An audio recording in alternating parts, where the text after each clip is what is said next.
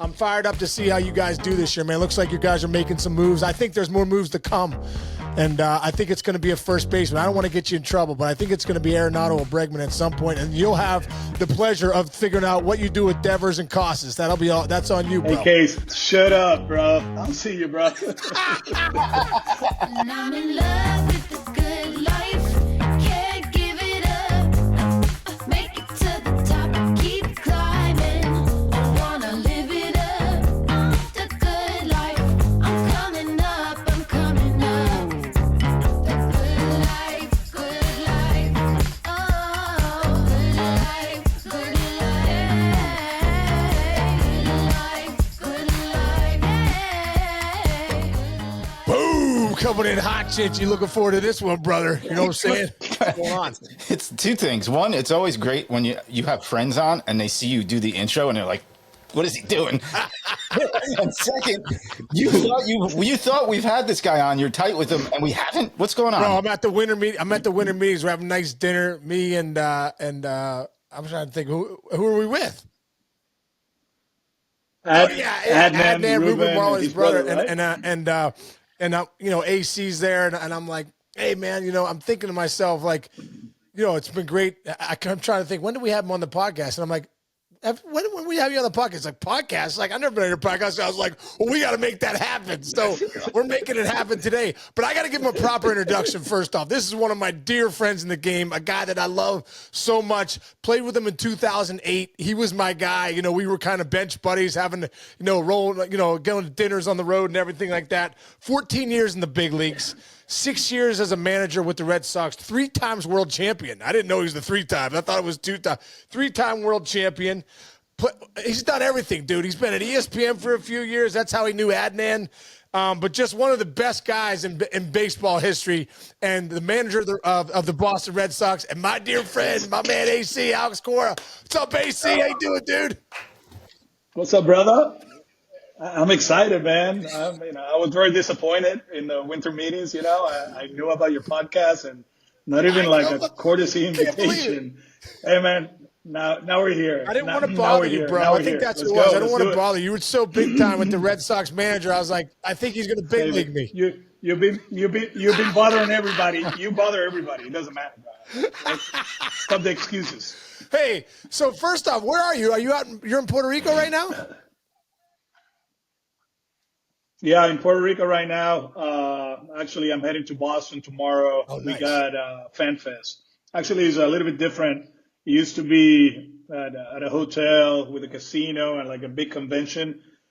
This year is a 2-day event around Fenway at the MGM new theater, right?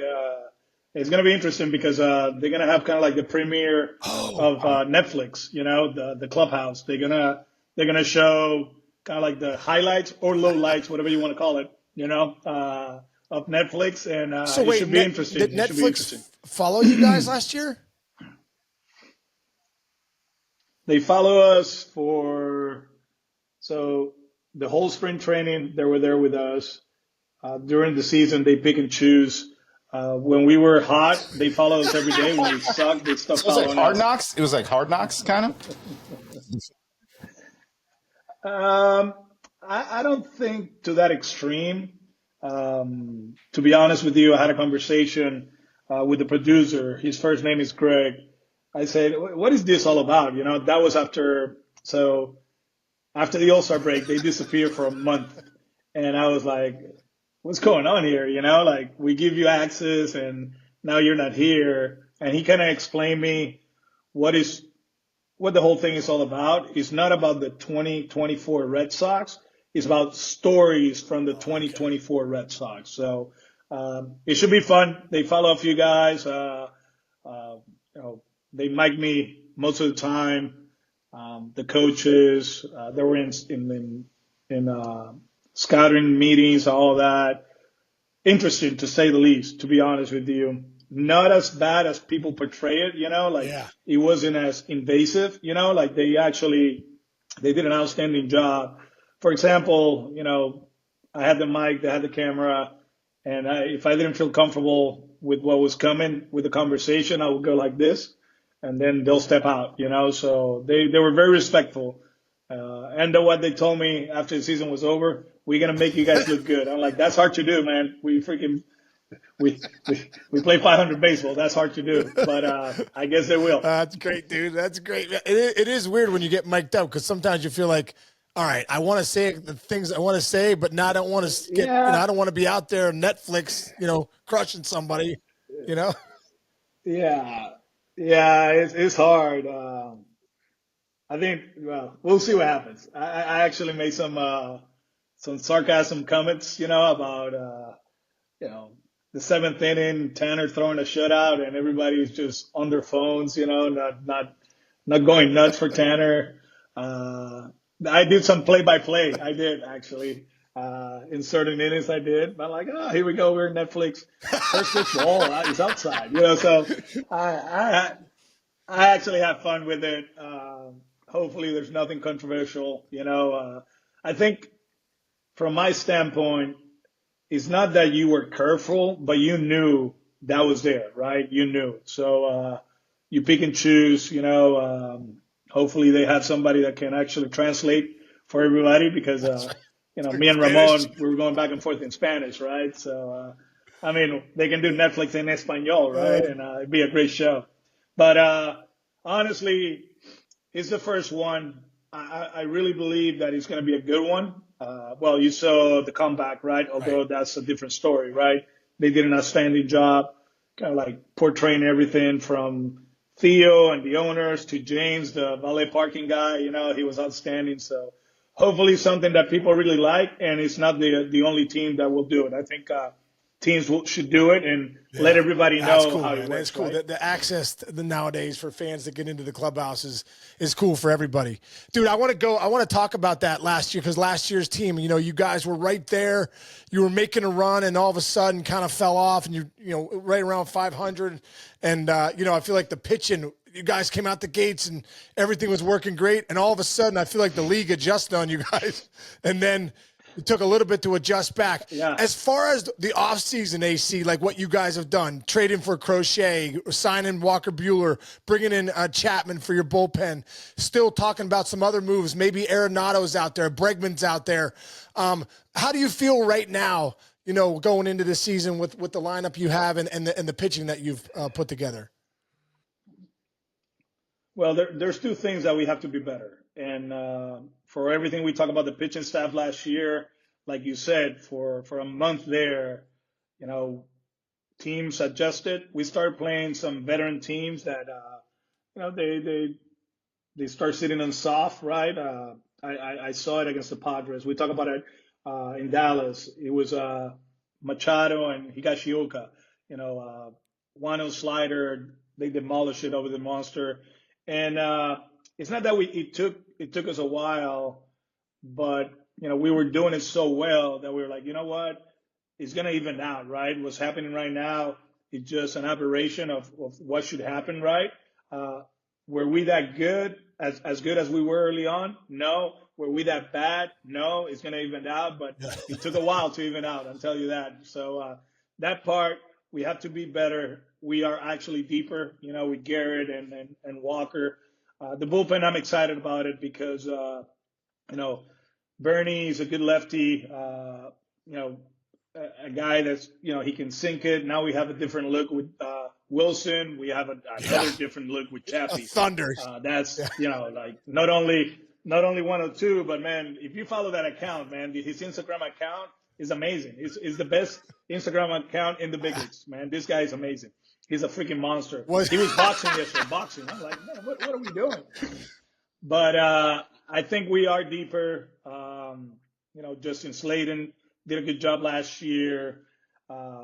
We ran out of bullets at one point during the season, especially in the bullpen. We went to LA right after the All-Star break, and for how much I love TK, I love him. He's my boy. He put a good swing on Kenley. It was the second game of that series. Hit a homer to tie the game in the ninth, and then he got a base hit to walk it off or to tie the game in the 12th. And after that, we went to Colorado, and the bullpen was taxed, which is ironic, right? We come out of the bullpen, out of the All-Star break, and we're like, oh shit, we're running out of bullets, But Kenley didn't go to Colorado because of his heart condition, so we were 1 man short. And it was a good learning experience for the boys. You know, some guys they did an outstanding job early on. They struggled. They finished strong. The other part, Case, and this is something that we've been talking about it, Rich, is the defense. We got to be better defensively in the infield. The outfield was amazing. Abreu, Gold Glover, Jaron Duran went from a neutral defender to a plus 20. You know, Rafaela, we have to adjust with him. He has to play a lot of shortstop, but if he plays center field, there's a good chance he'll win a Gold Glove. So in the outfield, we're pretty set. Trevor, obviously he gets served. We play with 8 shortstops, 10 second basemen, a lot of moving parts. And as you know, if you're not consistent with your lineups, you know, especially up the middle, you're going to suffer. And we suffer defensively. So that's something we have to address. And we still got time, man. We do. It's just, you know, I got to be careful because people, they take this podcast and they pick and choose what you said. You know, I mentioned something about JD Martinez the other day. It's like, oh, they're waiting on this guy. No, it's the reality of it, man. JD signed when we were in spring training in 2018. You know, Dave Dombrowski, one of the best, if not the best in the history of the game, right? He was very patient, and you know, we got JD. We signed Mitch Moreland early, JD late, and we rolled in 18. So we still got plenty of time, but we are very happy with our off season. Right now, Trevor has like 5 or 6 guys in Dallas. He built this beautiful facility, you know, weight room and training room and all this stuff. And he's taking that leadership role.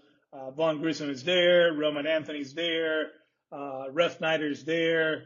Casas is there too. So, so far so good, but we still got time. Dude, I got so many places I want to go in my mind here. Vaughn Grisham, what do you think? Where would he is he going to fit into the team this year? And also Tristan Casas, dude, I love this kid. I think he's an absolute stud. I mean, when I looked at him a couple years ago, when he was healthy in that second half, he had like one of the best. He's one of the best players in the game. He had like a top 4 OPS. But I just feel like he can't stay healthy. You know, talk about those guys. The 2 young guys that could be some impact players. Yeah, so Vaughn, we all know, right? He got traded for Chris Sale. And won the Cy Young. To Atlanta and won the Cy Young, right? So we will always hear that, right? But last year, actually, he was playing here when we traded him, and he was banged up. He pulled his hammy. He went to Dallas for Trevor's camp. You know, didn't move well.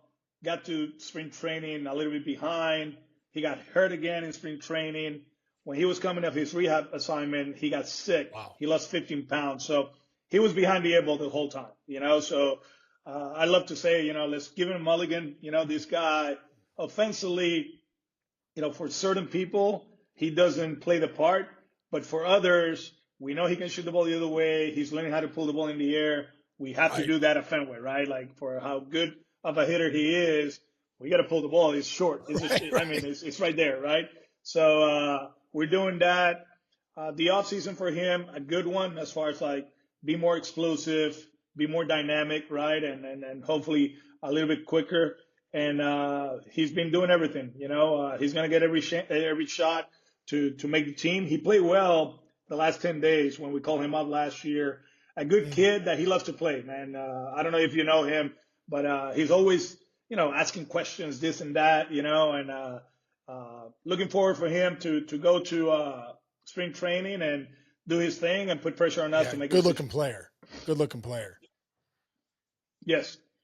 Casas, well, I mean, he can hit, bro. He's a good hitter. Like you said, the staying healthy, we need that, right? And he puts the work, very structured, man. Like if you go to spring training early, he'll be walking, you know, we're talking about 6:30 in the morning, 7 with his snacks, you know, like, okay, he takes a look at the schedule. Okay, ground balls in field 1. So he goes there, puts his strawberries over there. And then at 11 o'clock, I'll be in the cage and he puts his nuts and this and that, whatever. Yeah, I mean, very structured. But this plays, you know, and I think towards the end of the season last year, it kind of clicked, and I bet for you, who I think it was, you're one of the best hitters that we saw in our generation, right? The years that we play, like little by little, Yeah. you kept evolving, right? Like, oh, Sean doesn't hit for power. Okay, you start driving the ball, right? But you didn't get away from who you are, which is the most important thing, right? Like sometimes we ask these guys, oh, you got to pull the ball in the air, right? And you got to drive the ball. When you're driving the ball to left center, and that's your bread and butter, and we play at Fenway Park, right? Like, hey, where we at? And for him, just like you, kind of like understands what he needs to do to go to battle every day. I think that's the way I see it. And he hit a home run of I think it was Webb in San Fran 2 years ago, left center. And I play a lot of games against Barry Bonds over there when I was with the Dodgers. I don't remember Barry hitting one that way like that, and I was like, shoot, he controls the strike zone. He's getting better defensively. We need him to do that. But like you said, we got to keep him healthy. There's a lot of talk out there. It's funny because, like social media, especially around this time, it's just desperate, right? Yeah, like everybody, I mean, it's crazy. It's nuts, like this guy, that guy, this guy. I'm like, wow, that's awesome. Hey, good. Hey, you should call the front office or call John, but I tell you what, he's a big part of what we're trying to accomplish, not only next year, but in the future.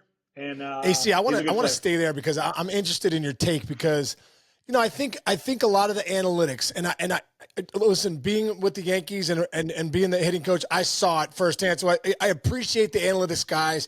You can't be in this game right now if you're not. Time out. Hey, before you keep going with that, tell the people that are watching this, what was the first thing I told you when you got the job? What you said? Are you ready for the grind? Are you ready for the grind? Are you ready for the grind? Yeah. Are you As ready soon for as the grind? I get announced, I'm the hitting coach. AC says, "You ready for the grind?" And I'm like, "Yeah, I'm ready." Then I got there after 3 weeks, like, "Man, this is a grind. I forgot about the grind." The toughest job, bro. Toughest job in baseball. Toughest job in baseball. There's a lot going on, but one of the things, AC, one of the things about the mind of the analytics guys sometimes is when you see exit velo, pull side in the air, that's your best exit velo, pull side in the air. So then if you don't understand hitting, you're like, we got to get guys to pull the ball more in the air. And I was saying, you want to ruin a swing as fast as you can, start getting the guys to work on the middle end fastball, pull in the air in batting practice and in practice, and you will ruin guys because up in the big leagues, that four-seam fastball in doesn't even exist. Those guys are throwing cutters. They're throwing that doesn't even exist. So you're working on a pitch that doesn't exist, trying to hit the ball into the air. And I was saying, and I want your take on it, AC, because you're right in the heat of the battle with a lot of the young guys, and you're the manager. I said, listen, you want to get to the pull side in the air, you got to learn to drive the ball the other way on a line because your pull side in the air is going to be this hanging slider, the hanging curveball, the backup changeup. The ball that doesn't cut in is going to be your bread and butter. I would not work on the pull side in the air. I think you're going to ruin swings that way. Now, what is your take on that, bro? Yeah, I mean, look at Freddie Freeman, right? One of the best, right? The last 10 years. And if you take a look at his batting practice and the way he goes about his progression, is very quote unquote old school, right? Like he doesn't pull the ball, he doesn't hit homers in batting practice, and then he gets a pitch from Cortez and he hits it out of the ballpark to the pull side, right? This is something that I always talk with my buddy Alex Cora. That he's great. He's a hitting coach for he's the great. Houston Astros. He's great. He's in the grind with them, and he understands is how are we gonna get to that point? How are we gonna beat that pitch to that spot, right? It's not that we're gonna go and beat it. How are we gonna get there?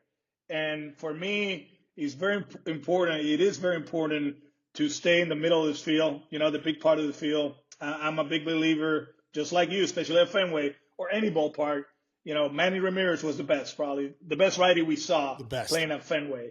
Manny will stay on the fastball to right center, and whenever they leave something soft in the middle of the zone, he clipped it, right? I mean, it looks simple. It wasn't simple, but I remember him saying that the wall was his friend. It's not the wall. I'm going toward the wall. No, the wall is my friend.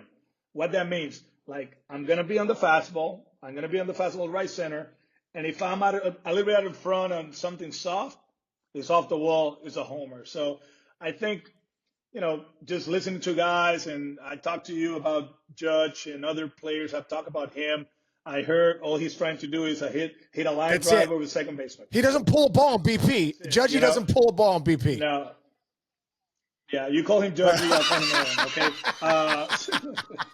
No, just kidding, just kidding. Actually, last year was the first year that we actually interact with each other, and what a great guy. What a humble guy. He understands who he is in this game, right? Like there's a presence, right?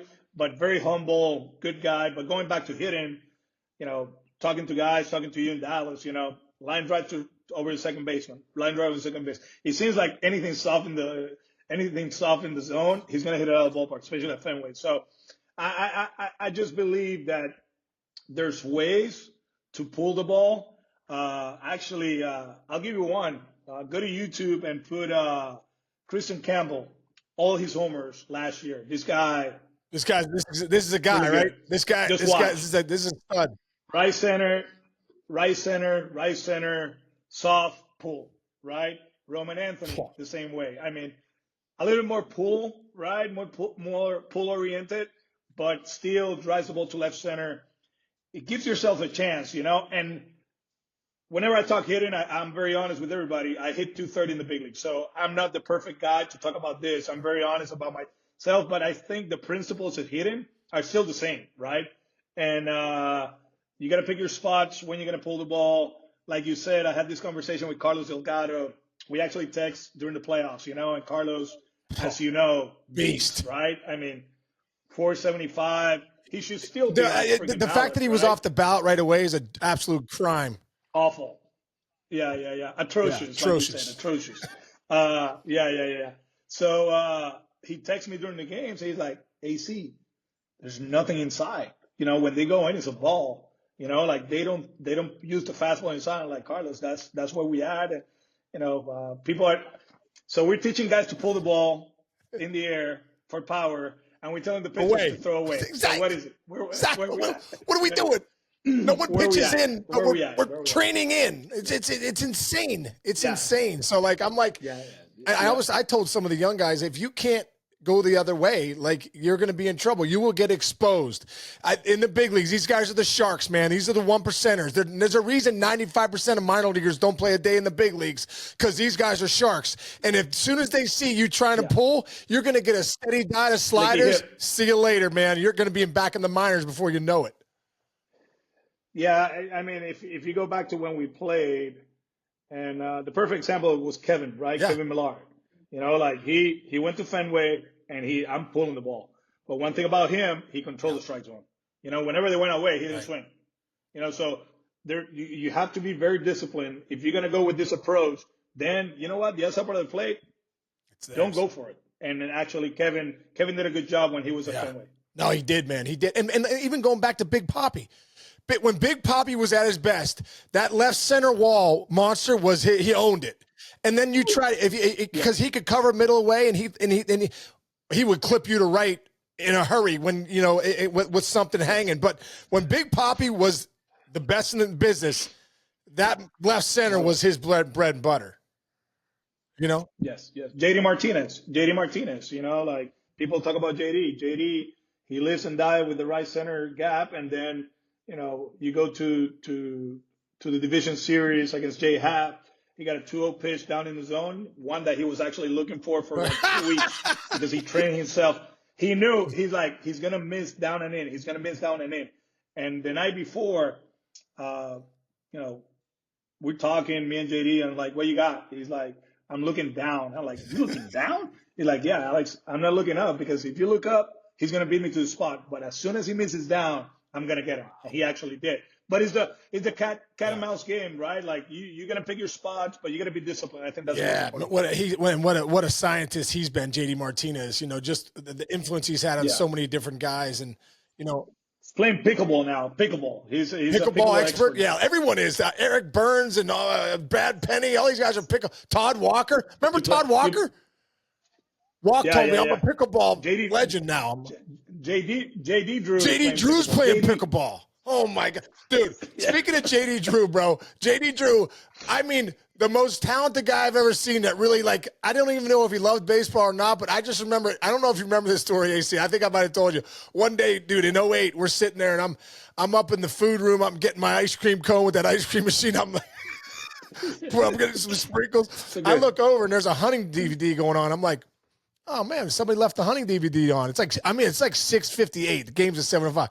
And as I look at the TV, I keep spanning the room, and you know the room right there, and the couch is there. I look over, JD Drew's in his underwear with his T-shirt on. He's like, and I'm like, and I got my ice cream cone. I'm in full uni. I'm about to go to the dugout, but I'm not playing. I obviously with the ice cream cone. You were probably right behind me getting ice. You were probably right behind me about to make yourself a milkshake. Dice cake too.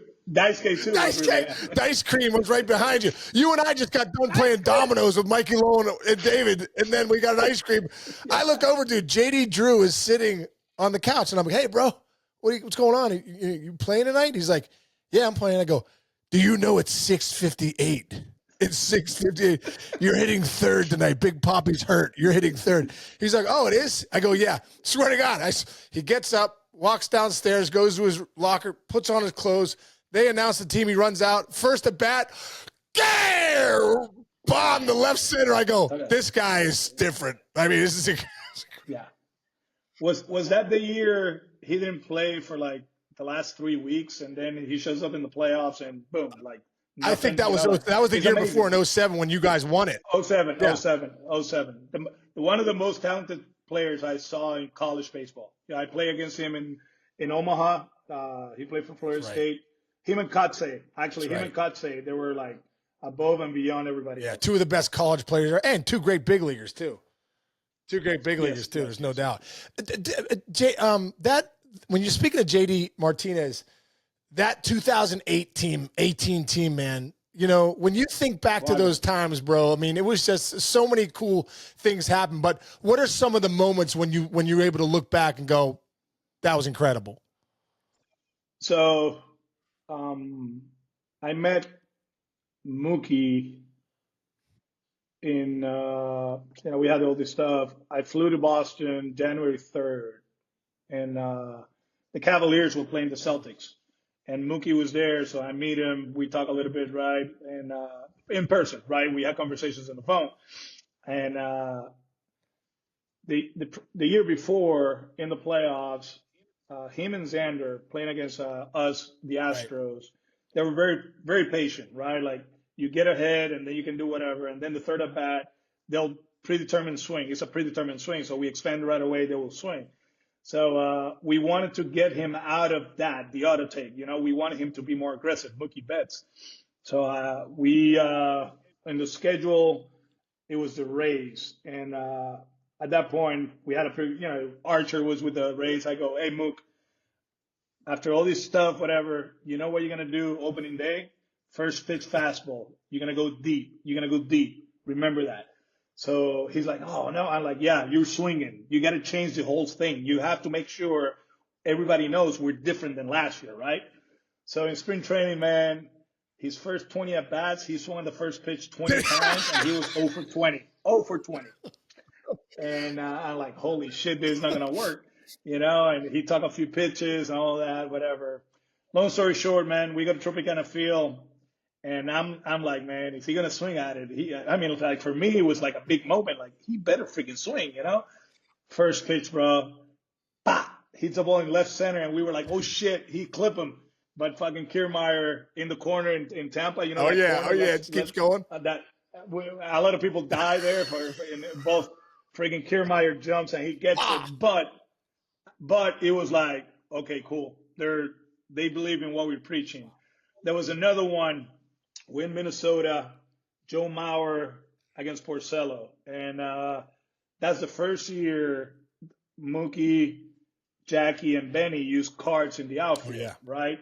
And they see the positioning for Mauer against Porcello, and we had Mookie, bro, like right center, almost center field, Jackie in left center, Benny down the line. So for 45 minutes before the game, Porcello comes in. He's like, AC, we're not doing this. I'm like, what's going on? And he showed me. So we call the analytic people. We look at bats. We look all this shit. And I go to Porcello. Hey, bro, let's give it a try. Let's see what happens. Bro, first freaking pitch to Mauer, hits a rocket to right center. Mookie gets it, pulls out the card, and goes like this. And I was like, hell yeah, we got him. We got him, like they actually believe in. There were some big moments, actually, Hanley Ramirez was a good player for us in April. He did an amazing job. I think he drove in like 17, stole like 4 or 5. Mitch Moreland, who's amazing, did a good job. In the ALDS, game 3, Brock Holt hits for the cycle. The next day he doesn't play. I'm like, yeah, play. Yeah, we're facing CC Sabathia. The extra inning game was amazing. That game was stupid. Nate doing the things that he did. Just a lot of good things, a lot of good people. I think Dave, just working with him, the way he goes about his thing, and you know it, right? He'll come down, say hi to everybody. Hey, Case, what's going on? What's going on with the pitch outside, right? And then you talk to him, and then he disappears, right? And a very humble guy that, he's done it everywhere he goes. And it was just a fun year. From my end, it went very fast, man. It was like we lost the first game. Joe Kelly blew the save in the 8th. And as you know, man, the sky was falling right away, and so in Tampa, there's a table, there's a couch. I grab a Presidente, I had my feet up, and I think Tony came down, La Russa, Eddie Romero comes down, and I want to say Sam Kennedy came down too, and they saw me having my beer and my feet up, and they were like, okay, he's cool, he's cool. But there were a lot of shit, man. It wasn't as easy as people think. But it was a great year. I mean, having Pedroia on the bench meant a lot. He was huge for us. The pitching staff, David Price, what he did. Porcello coming out of the bullpen. Chris Sale pitching hurt. Ovaldi, Eduardo. All those guys in the playoff, man. They almost pitch every game. So it was fun. Wow, man. It was an incredible run, dude. I was rooting for you so hard, and just watching that team, that was like that Evaldi game, all that stuff was incredible. You talk about Petey, because I got a chance to play with Petey in 08 with Locker next to me. I literally thought the way he talked, I'm like, this guy must be Jack Diesel. He takes his shirt off. I'm like, bro, do you lift? I'm like, what's going on? If we were like all there together, you, me, and Petey were all kind of on that same area, but. Dude, what about Pedroia, man? Is he a Hall of Famer? He's up for Cooperstown this year. Does he have the numbers? You, dude, you became very close with him over the years. What impressed you most about PD playing with him and managing him too? If you ask everybody that played in that era, right, the 10-year time frame for Pedroia, the guys that play against him, guys that play with him, he was dominant. Yeah. Dominant, not only offensively, but defensively. And that's something that I have learned over the last 2 weeks, you got beat writers asking me, I'm like, I hate talking about Hall of Famers because I think Carlos Delgado is a Hall of Famer, right. And he's not, right? Jorge Posada was really good. If Joe, I'm sorry to say, I know Joe Mauer's in, but if you take Mauer's numbers and put him next to Posada's numbers are better. Like Posada, and he has 4 championships, 5 championships, whatever. Like Posada's a Hall of Famer, guys. Let's clean it up. Yeah, but I think Petey dominated his era. Obviously, the injuries play a big part of his career, especially towards the end. But he's a Hall of Famer in my life. Yeah. I can tell you that. I hate talking about the Hall of Fame. I saw Ian's numbers the other day, Ian Kinsler's, and I was like, holy shit, that was a really good career, man. Stolen bases, hitting per power. It's the toughest Hall of Fame in all sports, right? It's not the Hall of Fame of the good ones, right? It's the Hall of Fame of the really good ones, right? It's not, hate to say it, you see the NFL and even the NBA, right? Like there's a lot of good players that make the Hall of Fame. In ours, it doesn't work that way, man. And those guys that have to vote, man, that sucks, man. It sucks because it becomes public, man, and they crush you. They crush you. Everything becomes public. As you know, you say anything on a podcast, oh, Alex Cora said, hey, what we got going on, you know? Yeah. Dude, you've played for some great managers, and I'd have to think Tito was one of the best you played for, but also a guy like Jim Tracy, maybe out in LA. You know, what as a manager now, brother, like, you know, obviously you played 14 years. You're one of the highest IQ players I've ever played with. You were such a good shortstop with your glove. You know, I always felt like when I talked to you I looked forward to our conversations, and I still do to this day, how your brain works. But when you look back at those guys, you know, who's helped you as a manager? Like, is there a voice in your head like that comes up and, oh man, that's Tito, that's Jim Tracy, that's Joey Cora, my brother. You said you almost said the inspired word, right? Inspired. Sandy Alomar Sr. was the one that taught us how to play the game. He was our manager in Caguas in year 2000. So from that team, Ramon Vasquez, he's a bench coach. Yep. Juan Nieves was the pitching coach. He's the bullpen coach for Detroit. Joey was the GM. He's the third base coach for Detroit. Wow. Alex Cintron, hitting coach at the big league level. You know, Robbie played for us, and just something that really caught my attention. And if you think about it, it's 100% correct. You know, like people think that the scoreboard is for the 50,000 people that go watch the game. No, man, it's for the 26 guys in the visiting dugout and the 26 guys in the home dugout, right? Like that's where you get everything, right? Like that's how you're gonna, you know, control your bat, decide when to go after it, when to run, when not to run, right? That scoreboard tells you everything. Innings, outs, counts, score, right? And he told me that in 2000. Wow. And it always resonated on me. You know, obviously his two kids, you know, Sandy Jr. for me, you know, he should be a big league manager. Robbie, he didn't want to do it, right? But he was really good. As far as like big league managers, Trey's actually opened my eyes around 2002, 2004, platooning. You know, it was me and Jose Hernandez. Jose against righties, me against lefties.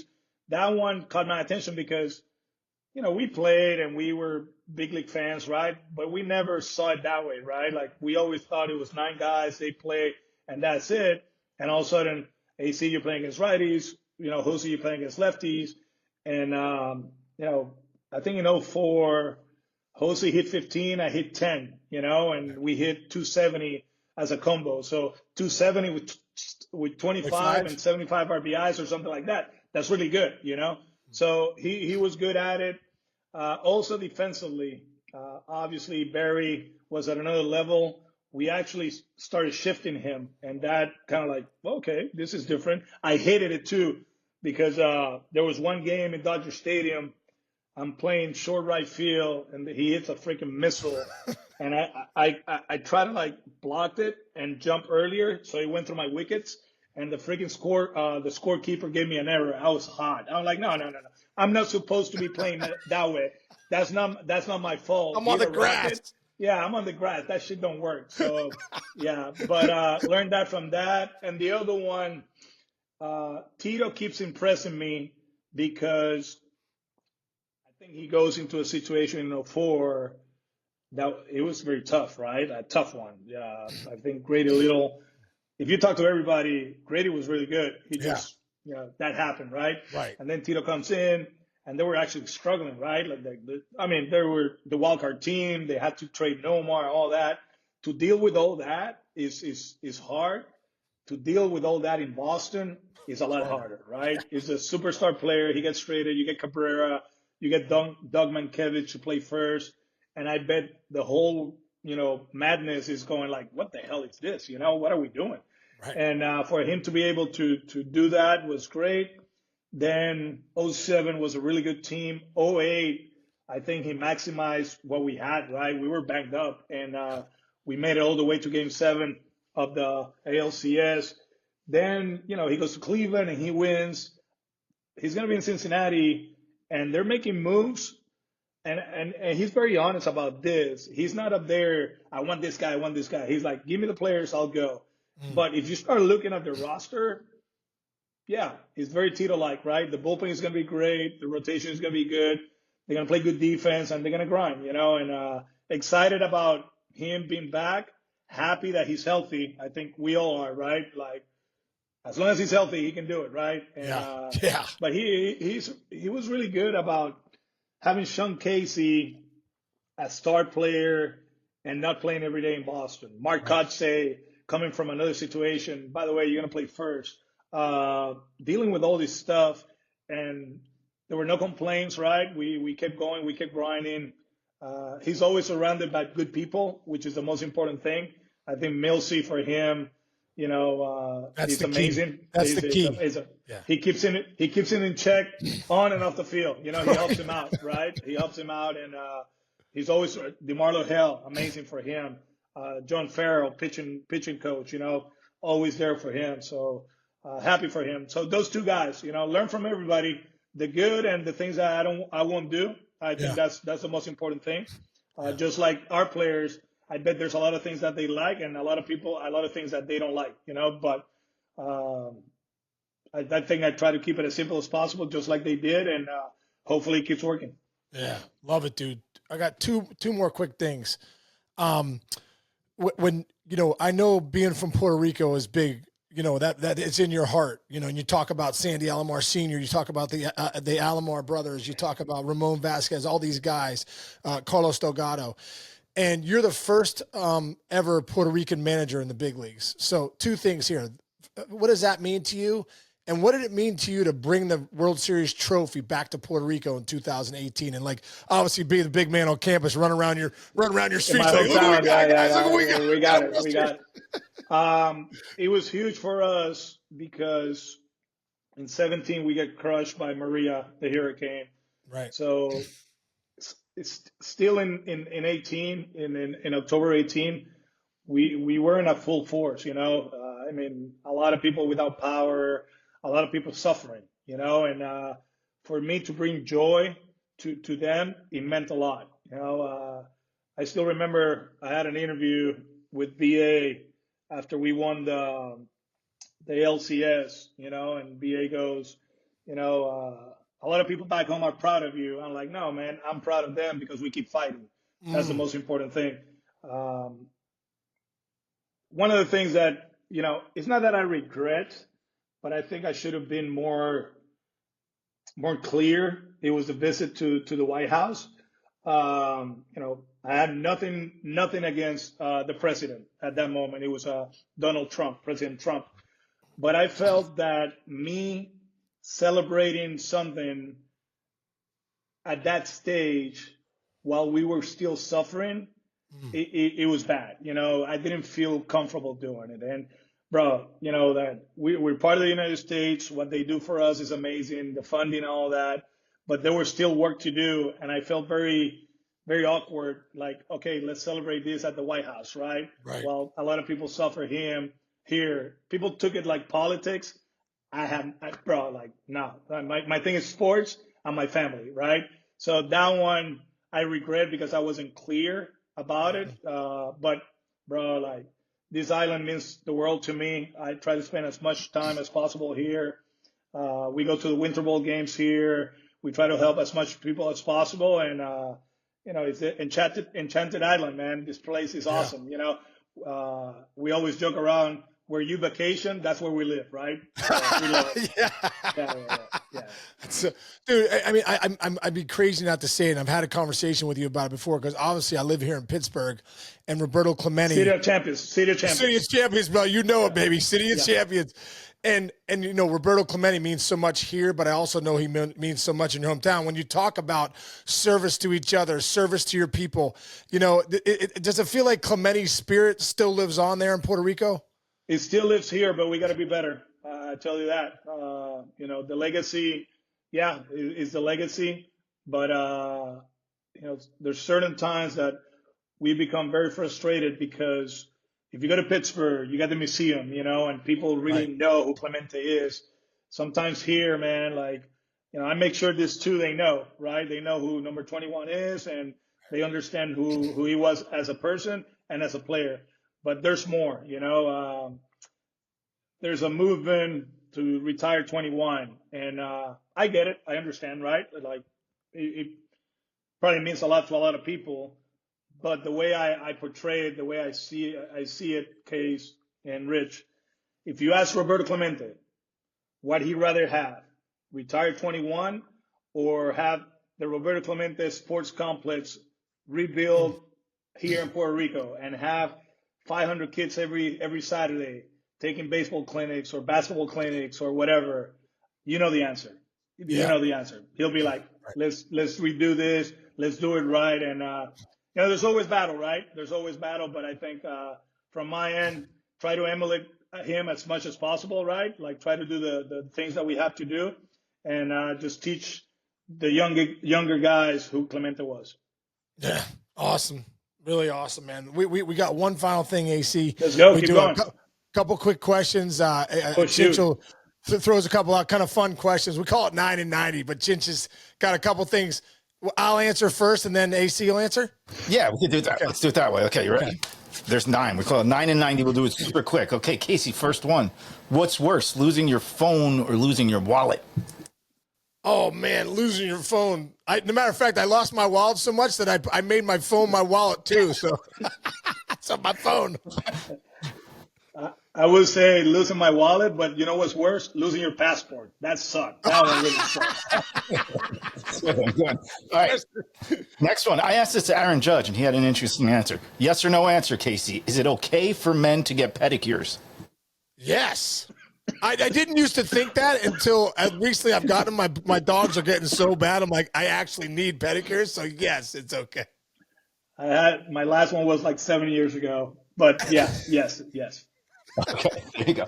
That means you need one, bro. I can't imagine what your feet look like. No, well, they're in bad shape because we're running. When you start running distances, falling off. They're black. It's awful. That's right. Hey, really quick on that note, a couple years ago, I look over at the dugout. You start judging your buddies a little bit as they get older. I look over, AC comes to make a pitching change. Looks like he ate a Volkswagen. I'm like, I've never seen him have a boiler like that before. And then last year I see him. I'm like, man, this guy now looks like he's Jack Diesel. So what'd you do, bro? Start running, keto diet, bro. I needed it, bro. So that was in 2023 going to 24. I'm gonna get inducted in the Puerto Rican Hall of Fame, and we get the invitation, and I'm like, holy shoot, like these pictures are gonna be there forever. Like this is a big moment. So September 22nd, 2023, I downloaded this program, and the program was from the couch to 5K. So start going.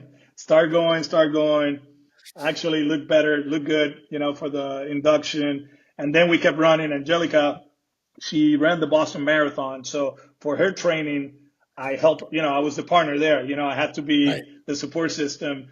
So opening weekend last year in Seattle, ran 17 on Saturday. Whoa. The next weekend in Anaheim, ran 16. This morning, ran 3 just for the hell of it. Let me run 3. So I needed it, bro. Dude. Bro, it was awful. Nice. You cleaned it up, bro. When your mom tells you, it's not your buddies, because there's something about like, for I look at the pictures, I'm like, holy shit, I remember Foxy, Andy Fox, our ex first base coach. He looked at me once in the dugout. He's like, "You're gaining weight, kid." I'm like, holy shit. But he was the only one, and in the big leagues, you keep getting new uniforms. Tommy will make you look good, right? The clubby, it doesn't matter. But when your mom tells you, hey, clean it up, you better freaking clean it up, bro. It was awful. What did she say? What did she say to you? Alex, you're fat. Awful. All right, perfect. That's a great segue to this next question, John. So you have to pick one of these. Eat a jar of mayonnaise or drink a gallon of heavy cream. Ooh. Oh, dude, I'm drinking a gallon of heavy cream. Heavy, I mean, heavy, I might be in the bathroom all night long, but I'm drinking a gallon of heavy cream. heavy cream, and you put your fingers in it and go like that. Yeah. Great. At the top. It's so good. Go to the Super Bowl. Or go to the Oh. Super Bowl or watch the Super Bowl from home, Sean. Oh, I'm going to watch the Super Bowl from home. At this stage of my life, I'd rather watch it at home. I mean, bucket list, right? You know, like Yeah. Super Bowl, World Cup, stuff like that. I'll go once and then, we'll watch. Have you ever been there? Never. You ever been there, AC? No, me no, neither. no. I think the biggest event I've been a part of it, obviously the World Series. My bad. And you won it. No big deal. Yeah, 3 times. NBA Finals. I've been to Ooh. that one. Yeah, and Celtics? Celtics. Yeah. Did you get good floor seats? They hook you up? Yeah. Oh, bro, you're big time. I've never sat on the floor. these clowns. They put me like 20 rows up. I'm like, But you know what? The hard part of it is this too. Like they think that's life. No, it's not. No, it's not. you're right. It's not, bro. Like, I mean, sometimes we got a seat in the nosebleed seats up there, Oh, Yeah. exactly. We went to another one, watch soccer or football, right? You guys watch it or no? Yeah. Premier League? Yeah, look, Messi. No, Messi. Ronaldo? No, Ronaldo? no. Messi So, and Ronaldo? so Liverpool. Pele? Liverpool. So, we own, John and Tom Oh, yeah, and Mike. Red Sox own them. Yeah, so we went to watch Real Madrid against Liverpool and Manchester City against Liverpool. Amazing. Crazy. It's Crazy. stupid. But I was telling Angelica, I said, the next time we go, because when you go suit and tie, it's very polite. Everything is like, you have to dress up, the boys, sports coat. Wow. Next time I go, I don't want to do that. I want to be with the people. With the people. You want to be with the people. Yeah, I want to be down there. Yeah. Yeah. You want to get the chant? Don't they chant They the chant whole game? the whole time. Yeah. It's crazy, but it's fun.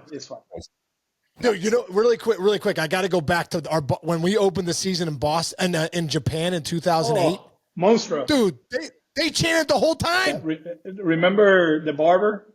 Monstro? Yeah. You remember that story? Yes. No. So, we had that whole thing about, the money for the coaches and all that, and we delayed the game and all that. Yeah, we almost didn't take off. Yeah, and then we kind of our flight was delayed, right? I think we were playing on ESPN, and it took us, the delay was 20 minutes. So when we are getting on the bus, remember Monster, the barber, Monster, you remember him, right? I remember. So we saw Monster in the parking lot down there in City of Palms. And when we walked into the hotel in Japan, we walked by the bar and we looked to the right and Monster was right there. We were like, what the frick happened here? How did he get I there? have no idea. And he actually stayed the whole trip, the 4 days or 5 days, at the spa in the locker room. I'm like, how? Did he really? Yeah, he did. How this happened? Crazy. Is he still around, bro? Is he still around with you I guys? see him here or there. Yeah, I see him here or there. Yeah. Oh my God, that's Monster. great. I forgot about Monster. that. Yeah. So good. Oh, my One more, Chinchy.